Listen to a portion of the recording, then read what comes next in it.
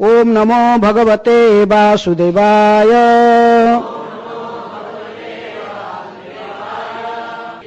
श्रीमद् भागवतम से पाठ, तृतीय स्कंद, अध्याय 32, कर्म बंधन।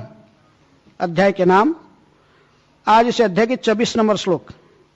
यदास्य चित्तमर्थेषु समेषु इंद्रियवृत्तिभिः न विगुह्याति वैषम्यं प्रियम अप्रियम इति उतः।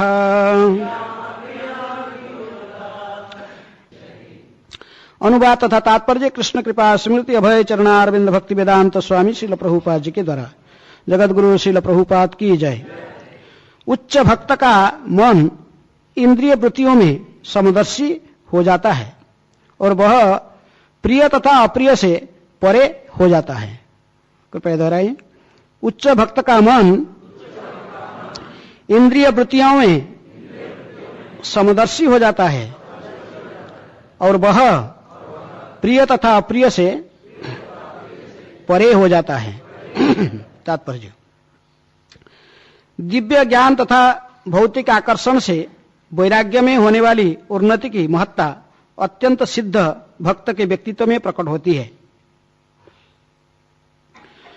उसके लिए न कुछ स्वीकार्य होती है न अस्वीकार्य, क्योंकि वह अपनी इंद्रिय तृप्ति के लिए कुछ भी नहीं करता।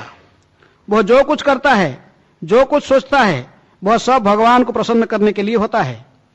चाहे भौतिक जगत में हो या आध्यात्मिक जगत, उसका समदर्शी चित्त पूर्णतः प्रकट हो जाता है। वह समझ सकता है कि इस संसार में कुछ भी अच्छा नहीं है।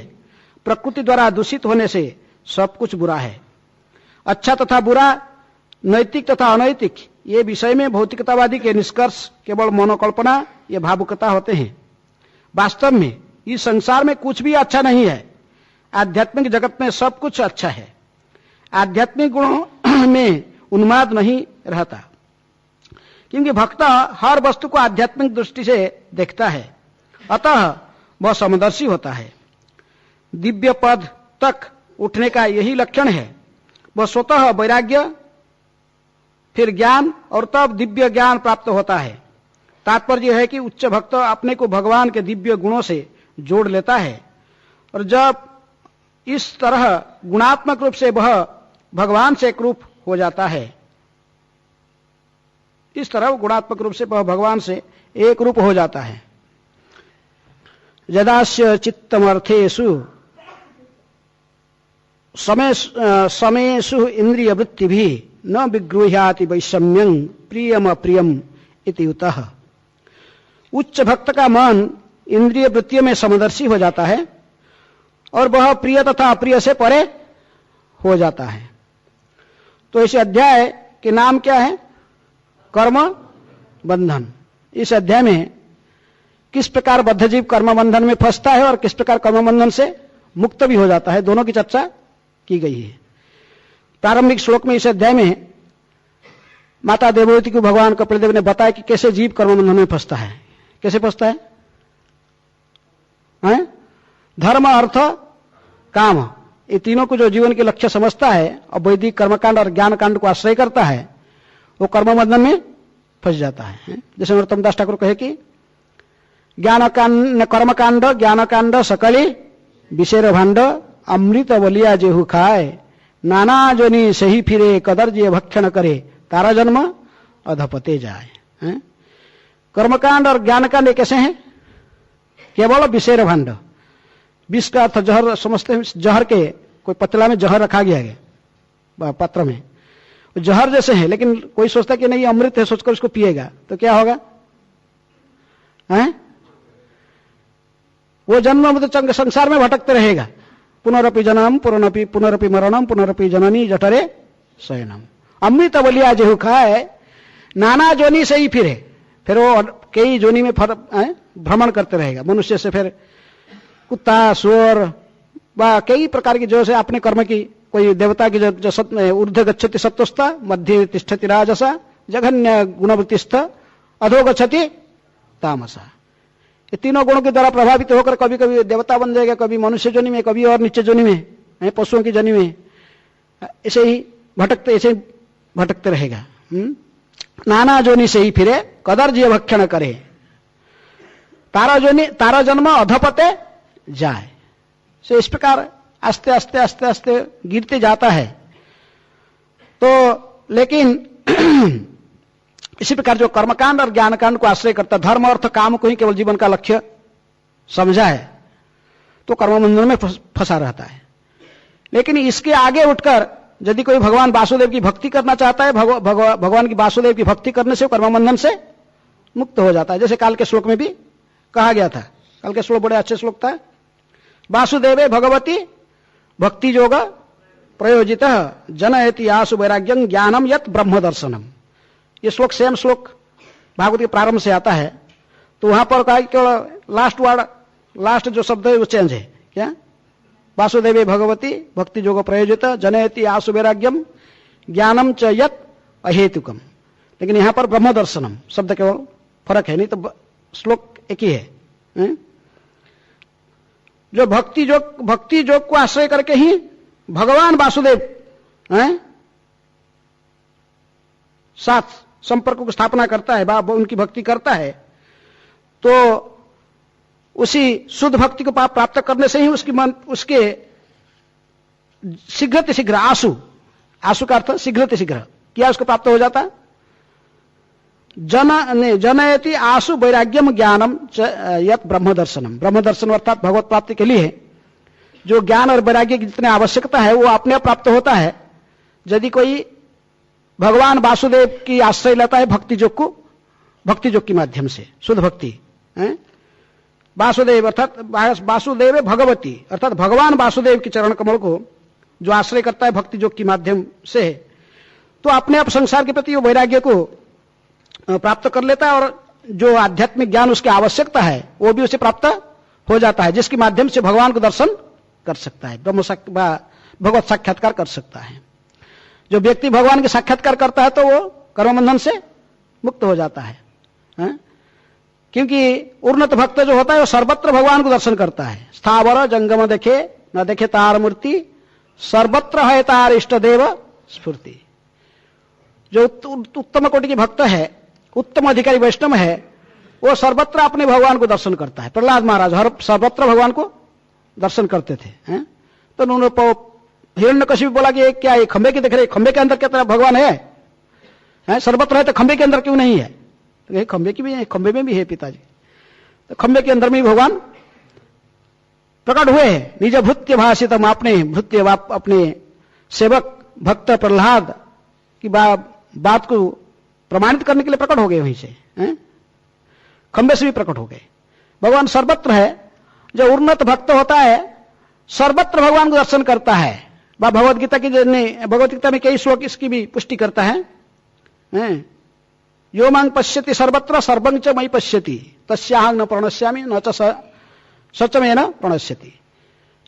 जो सर्वत्र मुझे देखता है और सभी के हृदय में मुझे दर्शन करता है, उस प्रकार व्यक्ति कभी भी मेरी दृष्टि से अगोचर नहीं होता, मैं भी उसकी दृष्टि से अगोचर नहीं रहता हूं। भगवान कहे 6 अध्याय के 30 नंबर श्लोक। भगवान कहे तो इसलिए भगवान सर्वत्र है, लेकिन उत्तम भक्त इसको अनुभव कर सकता है।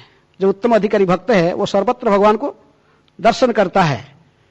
अर्थात जिस ज्ञान को प्राप्त करने से ही सर्वत्र भगवान को दर्शन किया जाता।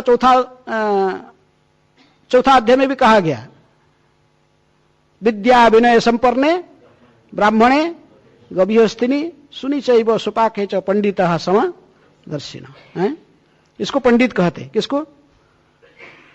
जो विद्या और विनय से संपन्न होकर प्रत्येक जीवात्मा के हृदय में किसको देखता है? परमात्मा को दर्शन करता है। सुनी चैव सुपाके च, चाहे कुत्ता हो, चांडाल हो, हाथी हो, मनुष्य हो, सभी के हृदय में वो एक भगवान को, परम ब्रह्म को, परमात्मा को दर्शन करता है। ये वही प्रकृति में ज्ञान के अधिकारी। ज्ञान का अर्थ नहीं कि कुछ भौतिक ज्ञान प्राप्त, लेकिन ज्ञानी जो होता है तो सर्वत्र भगवान को दर्शन करता है। प्रकृति में जो आध्यात्म ज्ञान में युक्त है, प्रत्येक जीवात्मा के हृदय में भगवान को दर्शन करने के कारण, जैसे आज के श्लोक में कहा गया कि फिर वो दैत्य भाव से मुक्त रहता है। क्योंकि सर्वत्र भगवान को दर्शन करता है तो इसके जीवन का लक्ष्य है केवल भगवान को तृप्त करना। शुद्ध भक्त के क्या लक्ष्य रहता है? भगवान को प्रसन्न करना। जैसे प्रभुपाद ने कहा करते थे, उनकी गुरु महाराज भक्ति सिद्धांत सरस्वती ठाकुर ने भी कहा करते थे कि भगवान को देखने के लिए प्रयास मत करो। किसके लिए प्रयास करो? ऐसे ही सेवा करो जैसे भगवान आपको देखेंगे। एक बार जगन्नाथ मंदिर में भक्ति सिद्धांत सरस्वती ठाकुर प्रभुपाद अपने शिष्यों के साथ में गए थे दर्शन करने। जगन्नाथ मंदिर में गए, सब भागे, दौड़ के, मैंने दौड़ते दौड़ते भागे एकदम। कहां दर्शन करने के लिए? पूरे भगवान के समक्ष में एकदम अंदर में चले गए। लेकिन भक्ति सिद्धांत सरस्वती ठाकुर में खड़े थे। कहां? गरुड़ खंबे के पीछे से देख रहे हैं, वहीं से महाप्रभु जहां से दर्शन करते थे वहीं दर्शन किए। सभी लोग आए, आके जो रिटर्न आ रहे थे उन्होंने पूछा कि आप लोग भगवान को देखे, जगन्नाथ जी को दर्शन किए? सब लोग बोले हैं यस यस, सब हाथ जोड़े, सब लोग, हम बहुत अच्छा दर्शन हुआ, बहुत सुंदर, एकदम सन्निकट में, बहुत कितने सुंदर अच्छा दर्शन हुआ हमारा है। लेकिन भक्ति सरस्वती ठाकुर ने इसी आंसर में खुशी नहीं थे। उन्होंने कहा कि नहीं, तुम्हें कोई भी भगवान को देखा नहीं है। आप कहां से भगवान को देख सकते हो? न भवेत ग्राह्य इंद्रिय। प्रकृति में भगवान हमको देखें, हम कहां से बद्ध जीव भगवान को देखने में हमारे पास कौन सा योग्यता है? हम कुछ ऐसे कार्य करें जिसके माध्यम से भगवान हमको देखें, हम उनके शुद्ध भक्तों के शरण में रहें। गरुड़ जी महान शुद्ध भक्त हैं, भगवान उन्हीं को देखते हैं। जगन्नाथ जी किसको देखते हैं? गरुड़ जी को, कि गरुड़ जी सामने बैठे। इसलिए हमें गरुड़ जी की शरण में रहकर उनके पीछे से देखना चाहिए। गरुड़ जी की कृपा से जो भगवान गरुड़ को देखेंगे तो हमारे ऊपर भी नजर डालेंगे। आप ऐसे सामने चल जाए, आपको भगवान को नहीं देखने वाले। भगवान अपने शुद्ध भक्तों को देखते हैं, उनकी नजर उनके शुद्ध भक्त के ऊपर रहता है। जिस प्रकार शुद्ध भक्त की नजर भी कहां रहता है? भगवान की। सर्वत्र भगवान को ही दर्शन करते हैं, कहीं भी। तो इसलिए उन्होंने उसमें कमेंट दिया कि प्रकृति में यदि आप ऐसे ही कुछ काम करो जैसे भगवान आपको देखेंगे, भगवान को देखने के लिए ज्यादा प्रयास मत करो। ये शुद्ध भक्तों की विवेचना। जो उत्तम वैष्णव है सर्वत्र भगवान को दर्शन करते, स्थावर जंगम देखे न देखे तार मूर्ति। सर्वत्र उनको भगवान का इष्ट देव स्फूर्ति, सब 24 घंटे 24 आवर्स इन कृष्ण सर्विस लगे रहते हैं। कौन? उत्तम भक्त। इसलिए कहते कि जो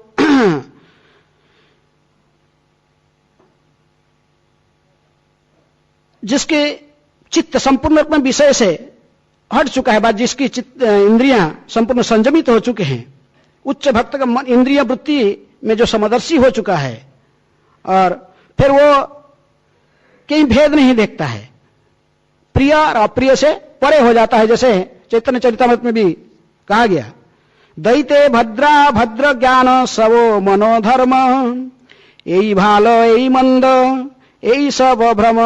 ये सब केवल भ्रम है। ये भालो है, ये अच्छा है, ये बुरा है।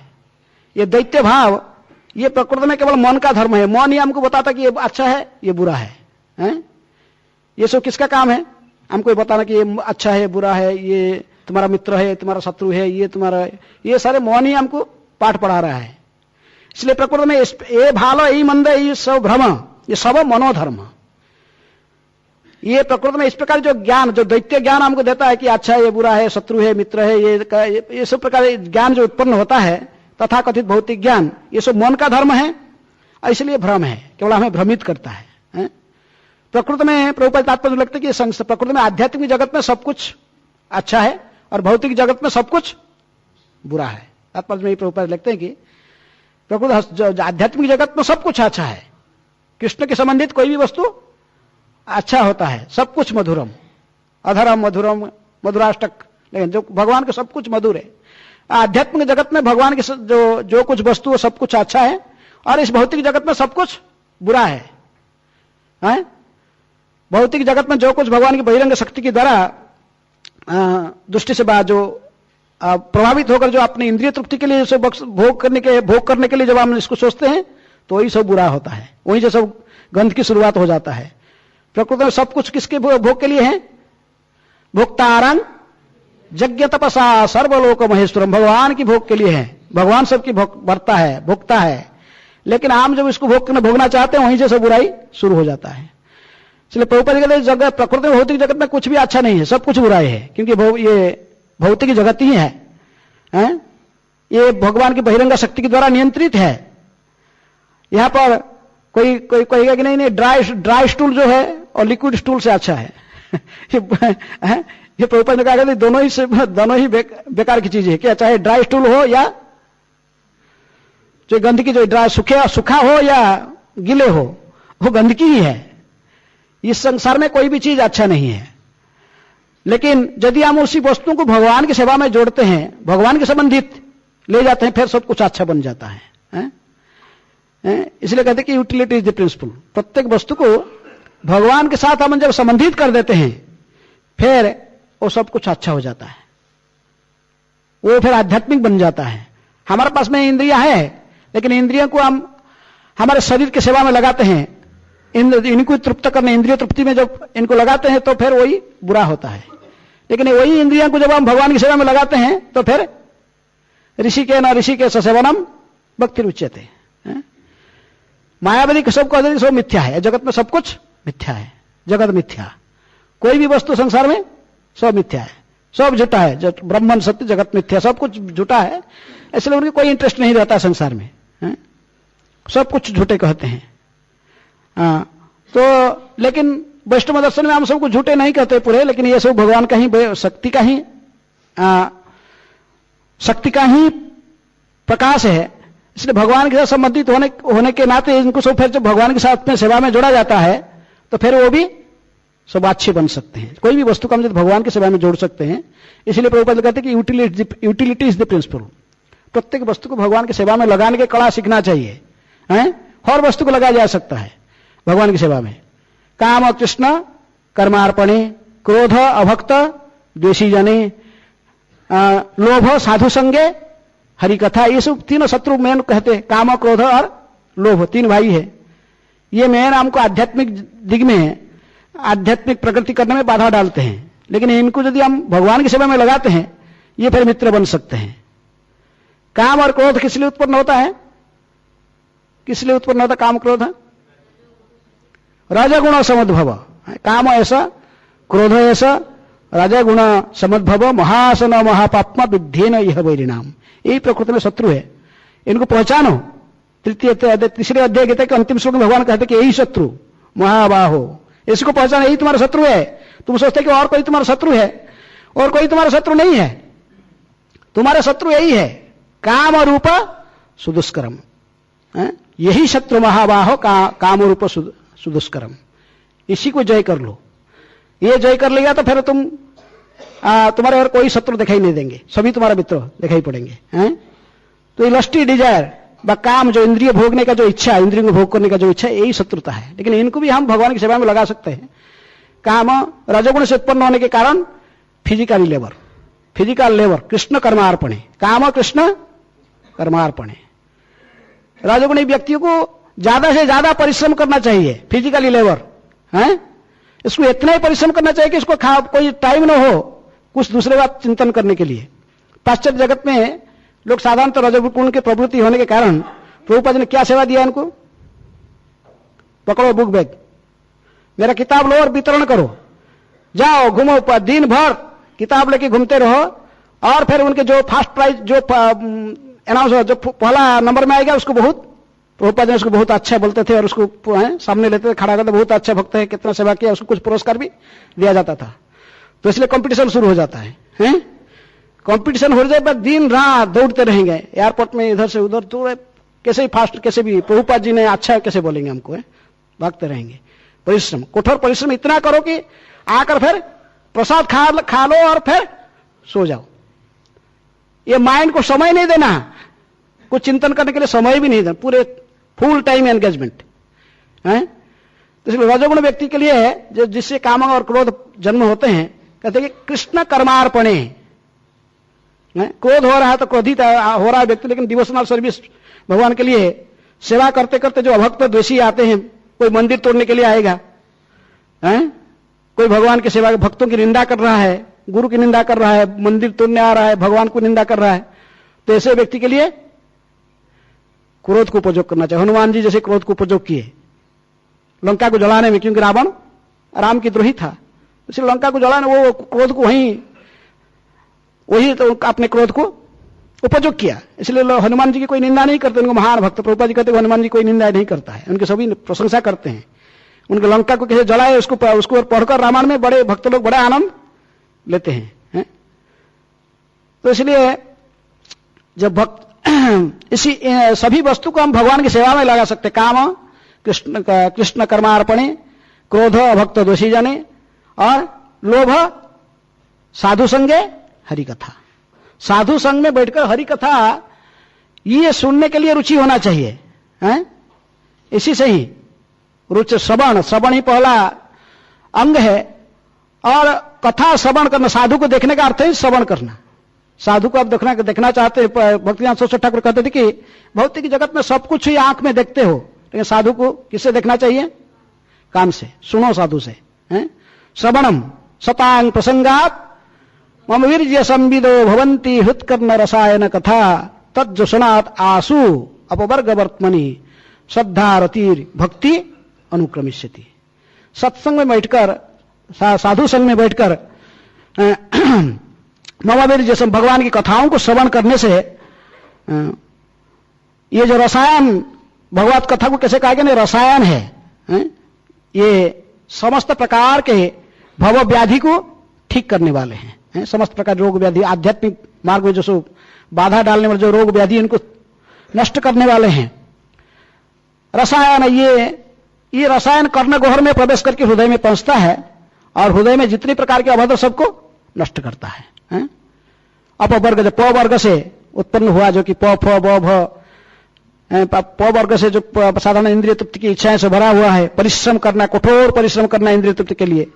कब तक परिश्रम करना? मुख से फैन निकालने तक परिश्रम करना। प फ ब इतनी परिश्रम करके सारे बेकार जाता है, क्योंकि सोचा था कि सुखी रहेगा धन और स्त्री के लेकर, और सुखी नहीं रह पाता, सब बेकार जाता है, उसको परिश्रम बेकार गया।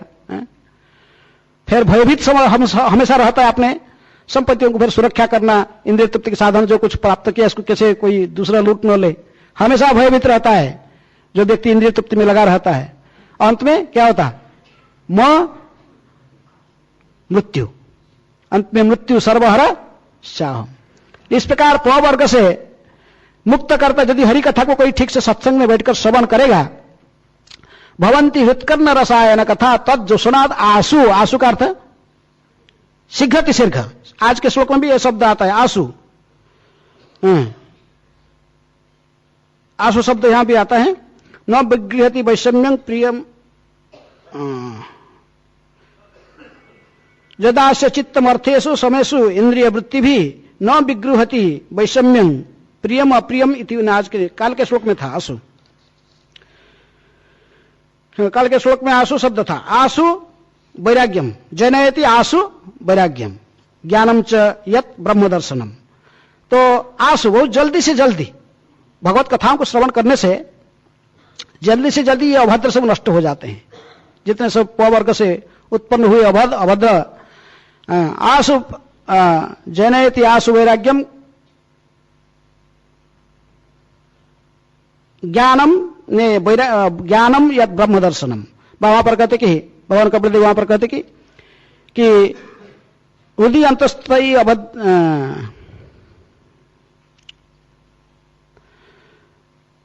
सतांग प्रसंगात मम वीर्य संविद भवंती हृत्कर्ण रसायन कथा तज्जसनात् आसु अपवर्ग वर्तमनि श्रद्धा रति भक्ति अनुक्रमिष्यति। तीनों प्राप्त होते। क्या क्या? श्रद्धा, रति, फिर भक्ति। श्रद्धा का अर्थ पूर्ण विश्वास होता है कि कृष्ण भक्ति कैले सर्व कर्मकृत है। कृष्ण का भक्ति करना ही मनुष्य का जीवन का एकमात्र धर्म है, वह लक्ष्य है। इसमें पूर्ण विश्वास होना, उसी को श्रद्धा कहते हैं। श्रद्धा, फिर रति आसक्ति, भगवान के चरण कमल के प्रति आसक्ति हो जाना। अंत में भक्ति, भक्ति का अर्थ, शब्द का अर्थ यहां पर प्रेम भक्ति, भगवान के चरण कमल में प्रेम प्राप्त कर लेना, ये प्राप्त हो जाता है। इसलिए जब इस प्रकार उन्नत आस्ते आस्ते सत्संग में कथाओं को श्रवण करके ही और उनको जीवन में उतारने के लिए प्रयास करते हुए व्यक्ति जब उत्तम भक्ति के कोटि में आ जाता है, फिर उच्च भक्त का मन इंद्रिय वृत्तियों में से समदर्शी हो जाता है। फिर वो ये अच्छा, ये बुरा, ये शत्रु मित्र, ये सब नहीं देखता है। समः शत्रौ च मित्रे च तथा मान अपमानयो शीत उष्ण सुख दुखेशु समसंग विवर्जित। भगवान ने जैसे कहते भक्ति योग में, कई श्लोक इस बारे में कहते, तुल्य निंदा स्तुतिर मौनी संतुष्ट जेन के नचित अनिकेत स्थिरमति भक्तिमान में प्रिय नरह। दूसरे श्लोक में जैसे कहते कि जोगी कैसे कैसा होता है ना, समलोष्टस में कांचन, मिट्टी में तथा सोना ये दोनों को समान देखता है, इसमें कोई भेद नहीं देखता, सबकी सभी में किसी को शत्रु मित्र भी देख नहीं पाता है। उत्तम वैष्णव के सामने कोई चोर है, कोई चोर है, डकात है और कोई साधु है, वो दोनों को भी समान देखता है। सबको जानता है कि सभी कृष्ण की सेवा में लगे हुए हैं। वो क्या सोचता है, सभी कृष्ण की इच्छा से हो रहा है, संसार में जो कुछ हो रहा है क्या कैसे हो रहा है, भगवान की इच्छा से चल रहा है। तब इच्छा मते ब्रह्मा करे न सृजन, विष्णु करे न पालन, शिव करे न संहार, तब इच्छा मते माया सृजे कारागार। तब इच्छा मते जीवेर जन्म मरण समृद्धि निपात दुख सुख संघटन, सब कुछ इनकी इच्छा से होता है। तो इसलिए उत्तम अधिकारी जब वैष्णव किसी भेद नहीं देख पाता, इसलिए प्रचार करना बड़ा कठिन होता है उसके लिए। किसके लिए? उत्तम वैष्णव के लिए। किसको प्रचार करेगा? वो सोचते कि सारे लोग संसार में भक्ति में लगे हुए हैं और मैं अकेला ही अकर्मा हूं, कुछ नहीं कर रहा हूं। यदि वो भगवान की उत्तम कोटि की भक्त होता, सब भगवान की सेवा में लगा रहता है, इंद्रियों को संपूर्ण संयमित करके रखा है, सारा जगत के हित के चिंतन में रहता है, लेकिन फिर भी वो सोचता कि मैं कुछ नहीं कर रहा हूं, मैं ही अकेला ही अधम हूं और सभी लोग भगवत इच्छा से भगवान की सेवा में लगे हुए हैं। इसे उत्तम कोटि के जो भक्त है सर्वत्र भगवान को दर्शन करता है। योमांग पश्यति सर्वत्र सर्वं च मयि पश्यति, तस्याहं न प्रणश्यामि सच में न प्रणश्यति। भगवान कहते हैं सर्वत्र भगवान को दर्शन करता है और भगवान में ही सबको दर्शन करता है, और सोचता है कि सभी भगवान की इच्छा से, ये चोर भी चोरी कर रहा है और वो साधु भी अपने भजन करे, सब कुछ भगवान की इच्छा से हो रहा है, अपने अपने प्रारब्ध से अपने ठीक पद पर रहते हैं।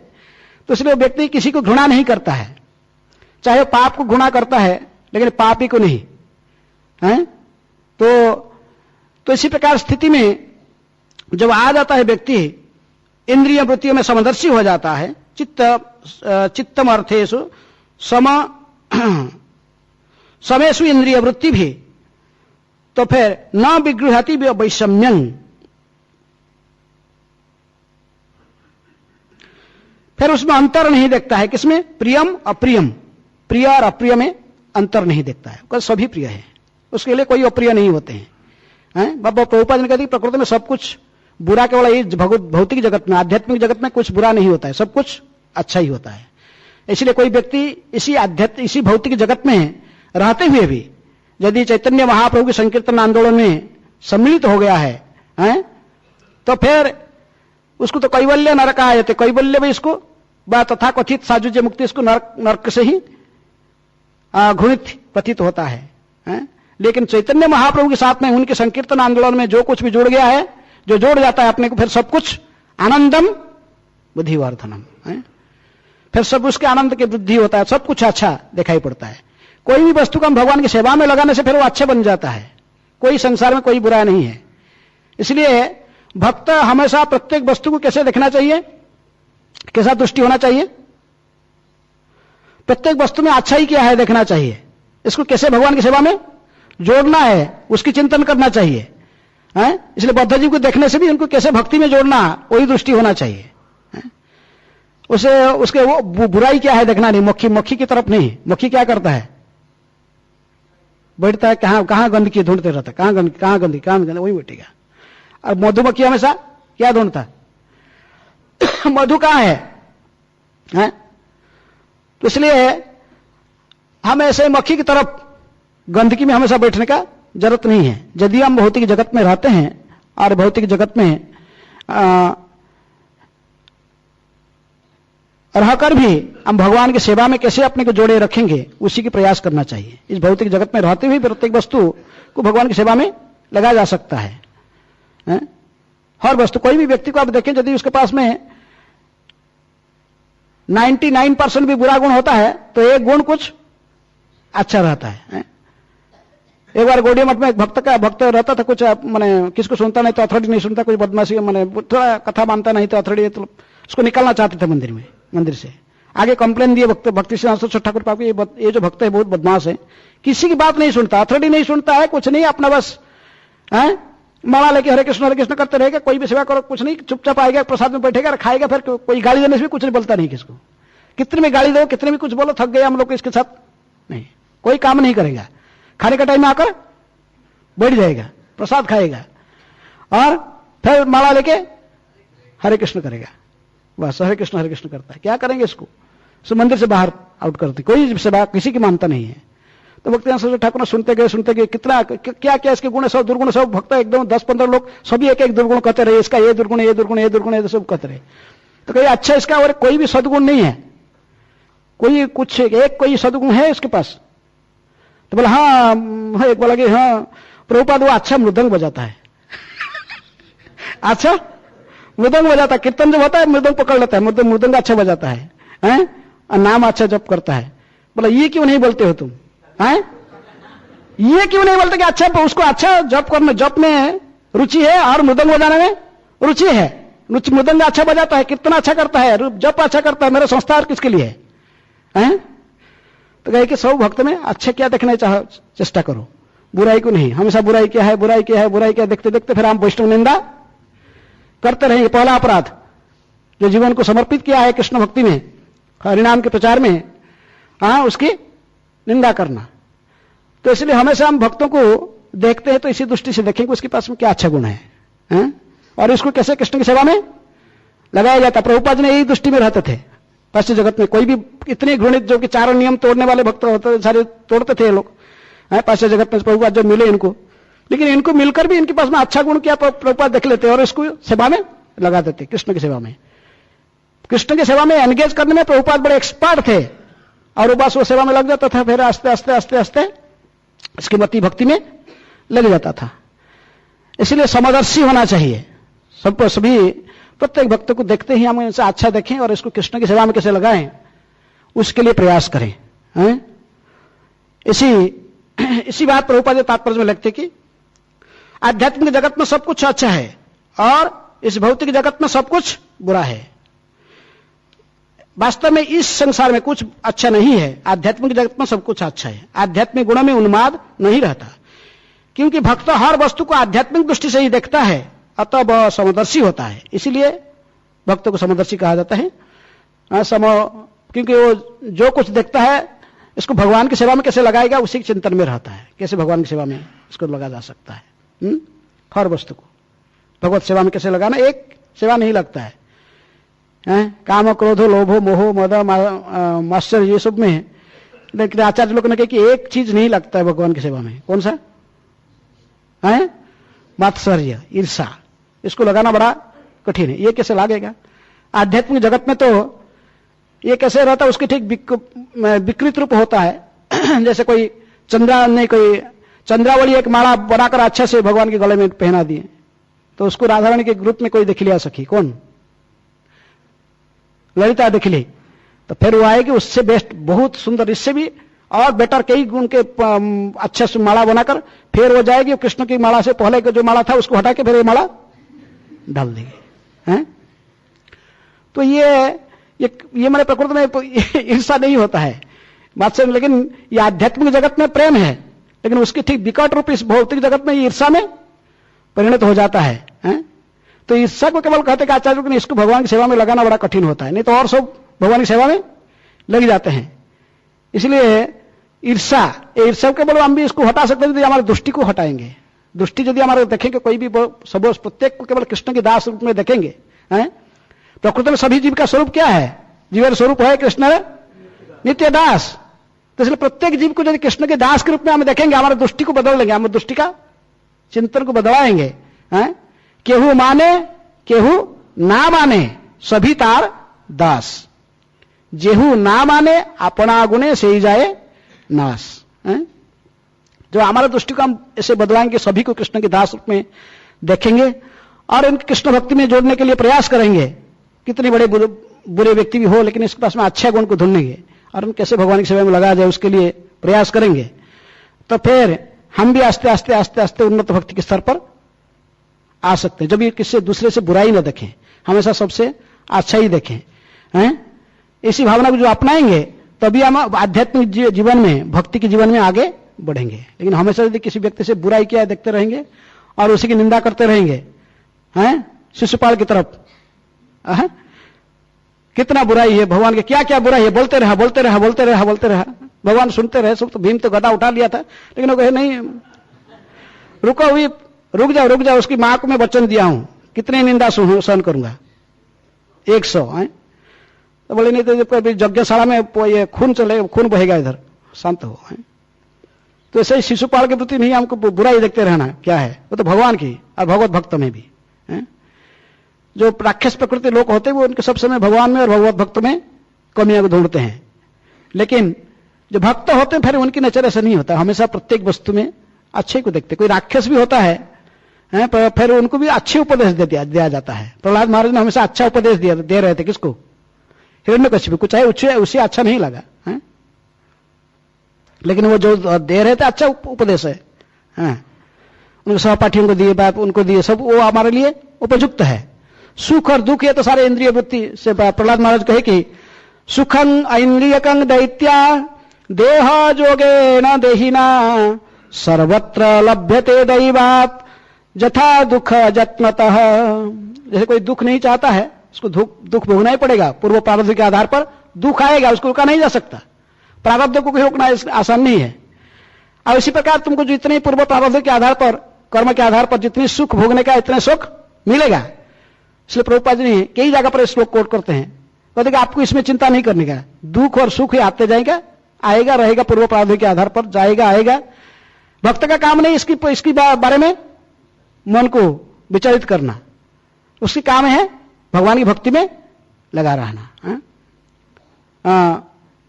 देह जोगेन देहिना सर्वत्र लभ्यते दैवात्, ये अपने आप प्राप्त होते पूर्व प्रारब्ध के आधार पर। इसलिए विचलित नहीं होना चाहिए। इससे सुख दुख आते रहते। इसलिए भगवद्गीता प्रारंभ से ही कहते कि आध्यात्मिक जीवन प्रारंभ होता है मात्रा स्पर्शस्तु कौन्तेय शीतोष्ण सुख दुखदा आगम पाइना नित्यम तुम तितिक्षुष भारत, इसको सहन करो। इंद्रिय के संयोग से ये जो सुख दुख आता है, ठंडी गर्मी, शीत उष्ण सुख दुखदा, सुख दुख आते जाता है, इसको सहन करो। ये आते जाते रहेंगे, इससे विचलित नहीं होना चाहिए। लेकिन आपने जो असली काम है वो क्या है? भगवान की भक्ति करना। भक्ति योग धन, भक्ति योग कृष्ण नाम श्रवण क्रंदन। श्रवण कीर्तन नहीं कहते, वृंदावन ठाकुर कहते कि भक्ति योग किसको कहते हैं? यही हमारा धन है, संपत्ति है, भक्तों की संपत्ति भक्ति योग ही है। लेकिन भक्ति योग किसको कहते हैं? वो कहते भक्ति योग धन, यही धन 3 बार कहते हैं, यही हमारा धन है। लेकिन भक्ति योग होता क्या है? भक्ति योग कृष्ण नाम श्रवण क्रंदन, सुनना और रोना। भगवान की कथाओं को श्रवण करने से भगवान के नाम रूप गुण लीलाओं को श्रवण करके आंख से अश्रु आना चाहिए, तभी भक्ति योग हो रहा।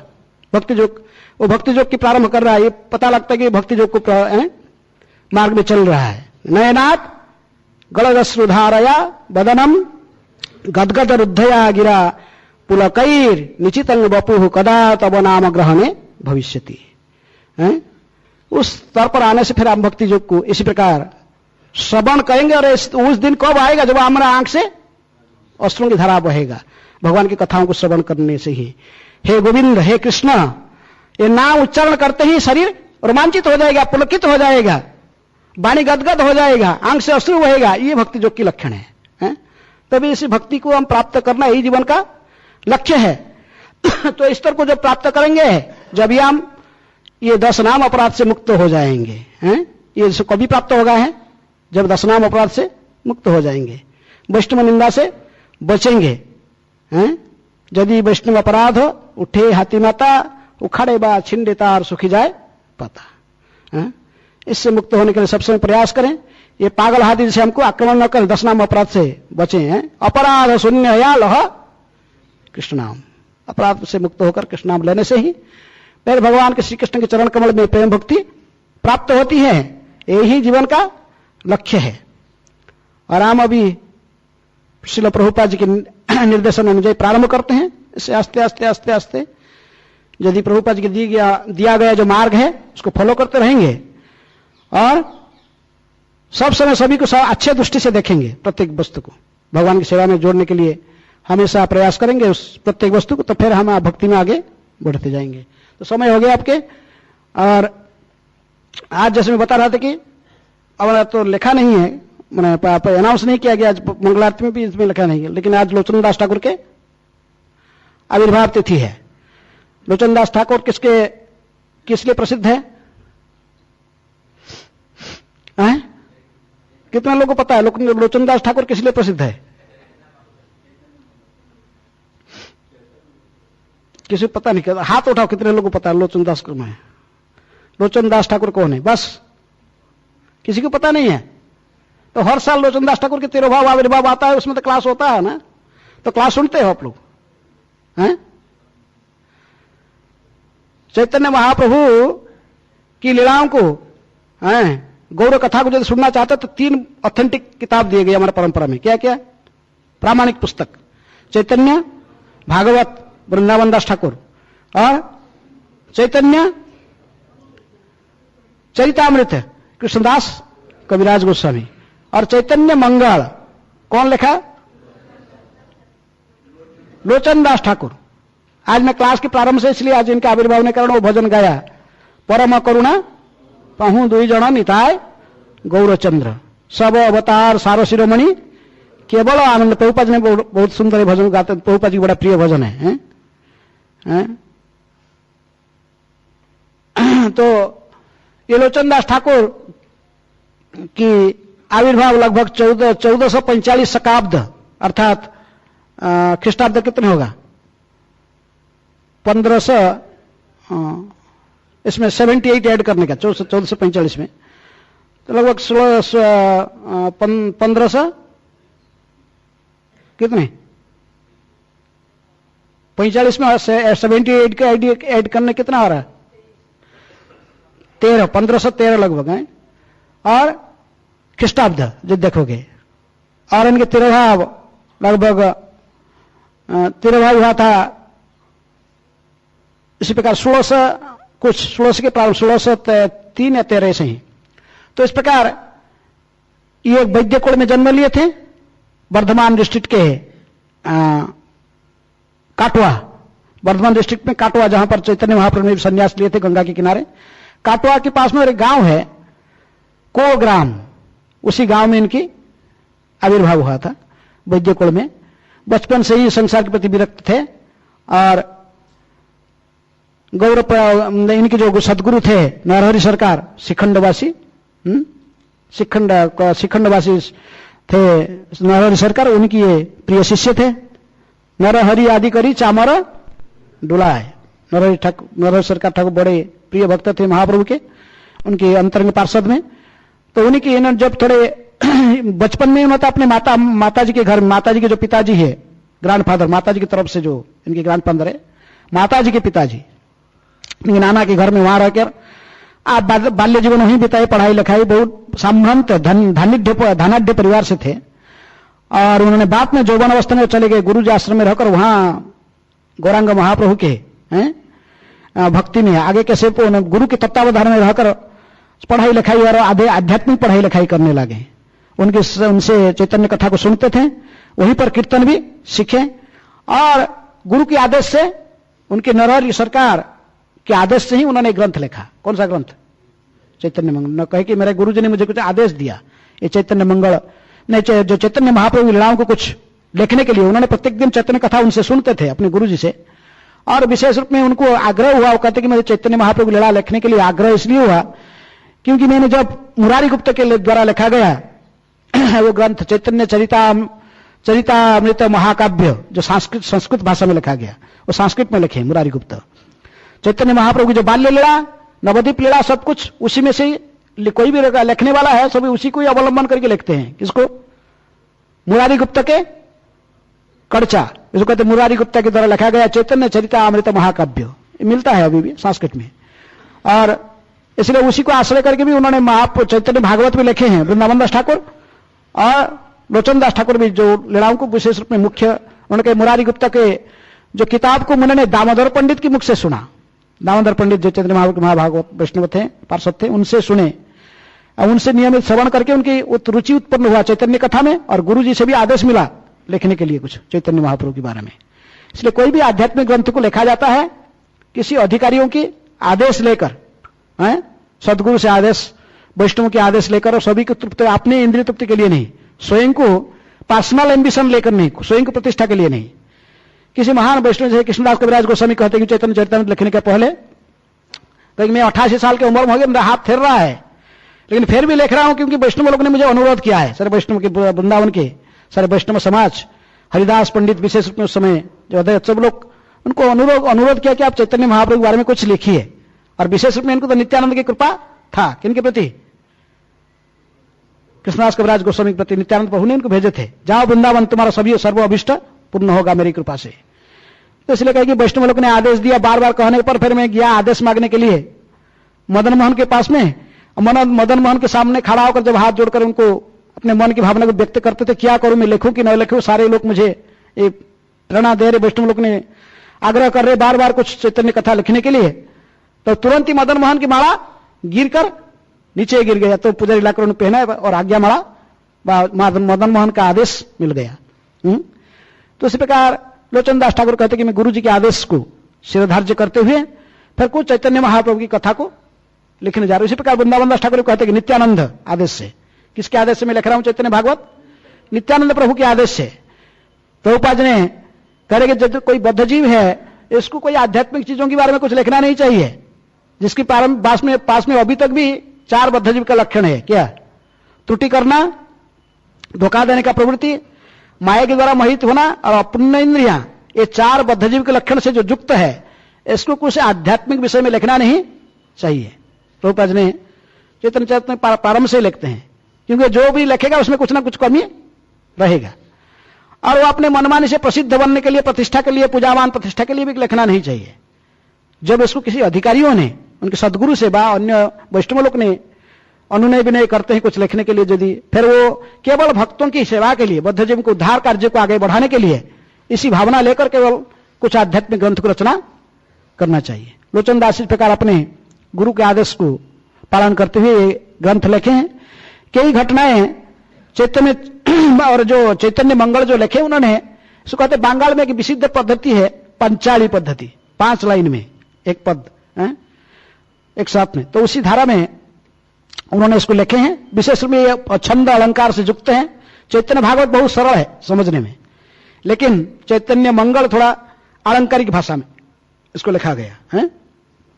पंचाली कहते कि जो छंद के आधार पर लिखा गया, और ये भी बड़े आग्रह के साथ जो बंगाली वैष्णव पढ़ते हैं, इसमें एक घटना विशेष रूप में जो कि चैतन्य भागवत या चैतन्य चरितामृत में वर्णन नहीं हुए, चैतन्य महाप्रभु जो संन्यास लिए, संन्यास के लिए जब गए कठवा, उसी दिन रात, पहले रात में इन्होंने किस प्रकार अपने पत्नी कौन विष्णुप्रिया देवी से भी वार्तालाप किए थे, और इनको अपने चतुर्भुज विष्णु मूर्ति भी दर्शन करा के उनकी मोह को नष्ट कराए थे। ये सब घटना चैतन्य मंगल में वर्णन है, चैतन्य भागवत में या चैतन्य चरितामृत में वर्णन नहीं आता है।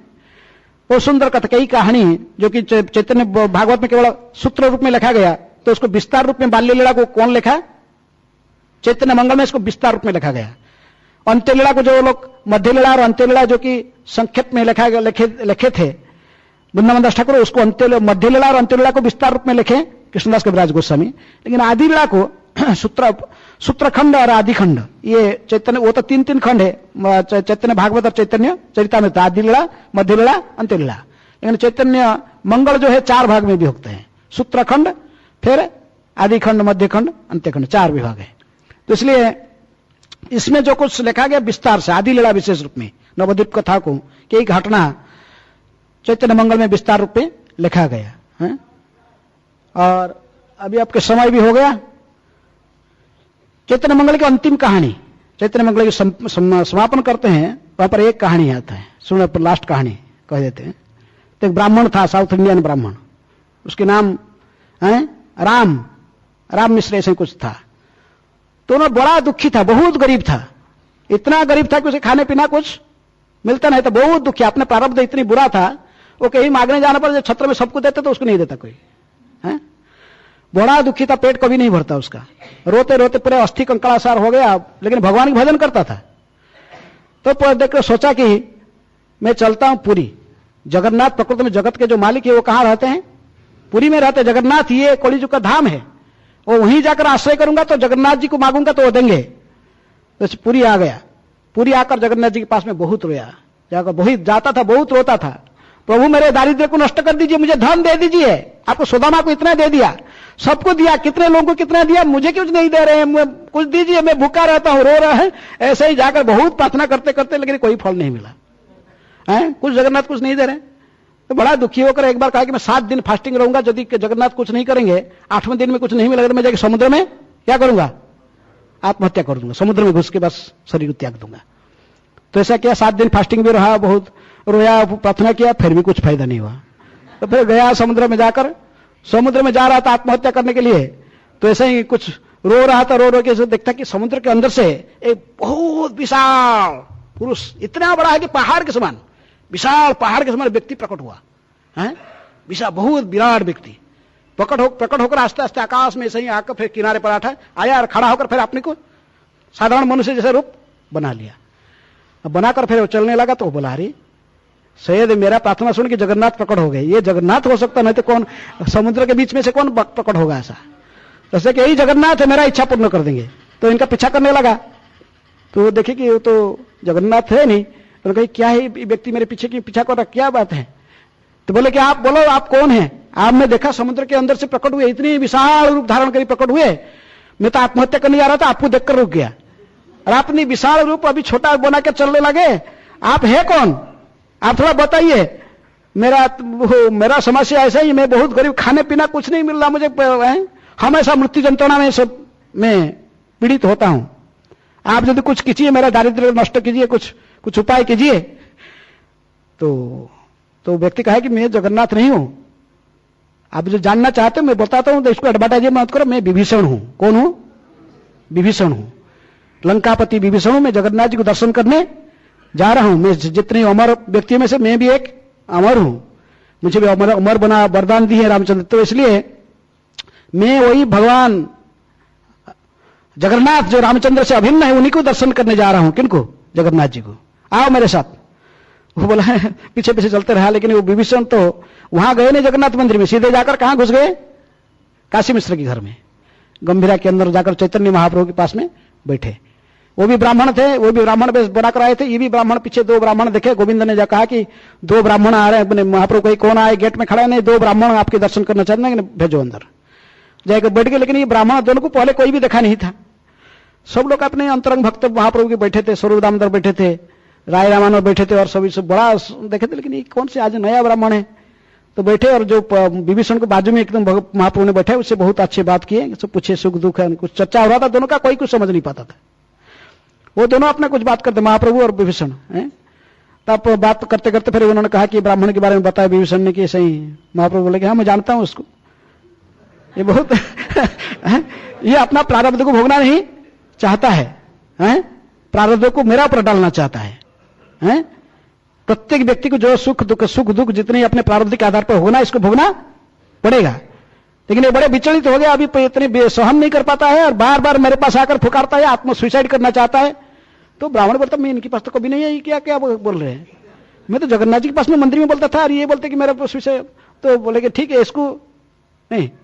विभीषण के बोले लेकिन तुम्हें समझ गया, तुम्हारा मन में दया आ गया, तुम तो लंकापति हो, इसको दे दो, कुछ धन दे दो इसको गरीबी चला जाएगा, मिट जाएगा। ये तुम दे सकते, भक्त ही केवल प्रारब्ध को नष्ट कर सकता है। भगवान मैं भी इसका प्रारब्ध नष्ट नहीं करना चाहता हूं, ये भोगने दो इसको। लेकिन विभीषण कहे कि ठीक है, आपकी जो आदेश है तो कुछ धन दे दूंगा। ऐसे थोड़ा बातचीत होकर फिर वो विभीषण आ गए बाहर, और ब्राह्मण वो भी आ गया। वो ब्राह्मण बोला कि विभीषण कहे ठीक है, अभी जगन्नाथ जी का आदेश मिल गया और आपको मैं दे दूंगा कुछ धन। तो वो कहे कि जगन्नाथ कहां? आप तो जगन्नाथ मंदिर गए ही नहीं, आप तो यहां से गए, वो जो व्यक्ति बैठा था वो कौन है? तो बोला कि तुम अंधा है, ये जगन्नाथ जी को देखकर भी तू देख नहीं पाया। वही है सचाल जगन्नाथ, जगन्नाथ मंदिर में बैठे हुए, अचाल मूर्ति, लेकिन उन्हीं की ही चलंती रूप कौन? गौरांग के रूप में ये बैठे हुए। यही जगन्नाथ है, यही कृष्ण, यही राम। तुम पहचाना नहीं, तुम अधम है। तो विभीषण बहुत गाली दिया, तुमको धन ही चाहिए, ठीक है मैं धन दे दूंगा। तो बोला नहीं नहीं मेरे को धन नहीं चाहिए। और ब्राह्मण रोने लगा, मुझे ले चलो। फिर कहा वही महाप्रभु के पास। फिर उन दोबारा आगे लेकर गए, क्या अभी अभी गए। तो फिर आगे गोविंद बोला कि तो फिर आगे बोले हो ठीक, बोला बोला गए हैं। तो फिर वो ब्राह्मण ने अपने सारे गलती क्षमा मांगता है, किनसे?